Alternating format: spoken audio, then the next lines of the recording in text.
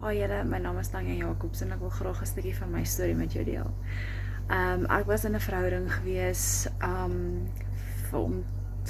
was naby 7 jaar gewees en hierdie persoon wou glad nie getrou het nie. En ek het uit 'n baie negatiewe siening oor troue gehad en ek het hierdie moed gehad, ek moet dit verander. Ek meen, ons liefde is reëel en ons moet voor hierdie verhouding verder kan gaan, moet ons trou, verstaan. Ek wil graag 'n huis kry, ons moet saam bly, jy weet, ons moet ons eie goedjies kan doen en saam kan doen. So hy was verskriklik baie sterk op sy opinie dat hy nie gaan trou nie. En gesê trou is 'n stukkie papier.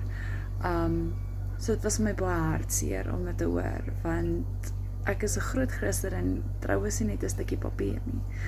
En so toe dit op dit gekom dat ek vir God gebid het en gevra het, asseblief verander hierdie man se siening, dat hy kan sien dat trou actually die wonderlikste ding in die wêreld is en dat dit regtig die kosbaarste ding is wat jy kan kry, om jou liefde saam met iemand anders te spandeer, jou lewe, jou emosies, jou alles.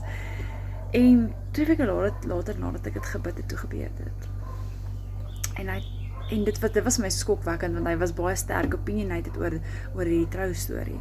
En hy wou alleen bly of by sy ma bly, glad nie enigstens, jy weet, saam iemand of so saam my nie.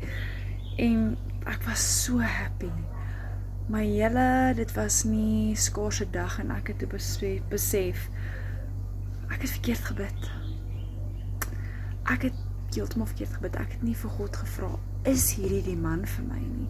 Ek het nie vir God gevra, wys my, lei my en wys my of hierdie die man vir my is in my toekoms nie. Ek het net gesê, hierdie is wat ek wil hê, gee dit vir my. Dis presies wat ek gebid het. En dit was heeltemal verkeerd.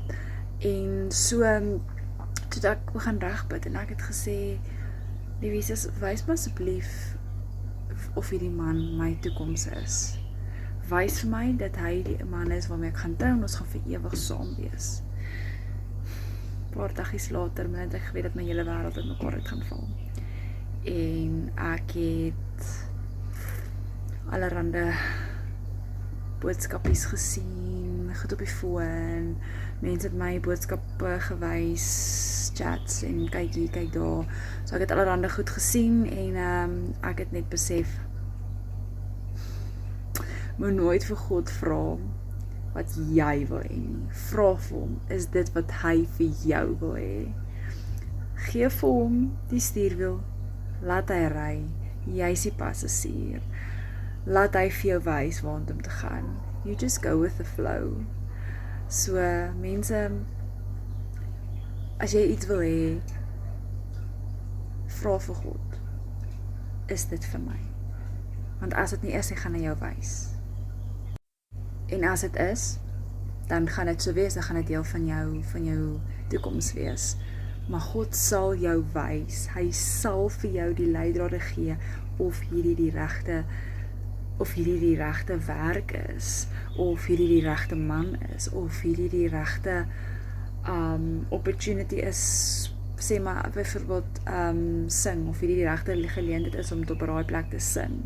So ek het hierdie liedjie, hy is daar geskryf, juis oor hierdie situasie wat gebeur het, hoe God my so gelei het en gewys het, en al hierdie goeders, maar toe ek my wêreld so in mekaar val, het ek actually God meer gevind in daai tyd, en ek is super dankbaar daarvoor.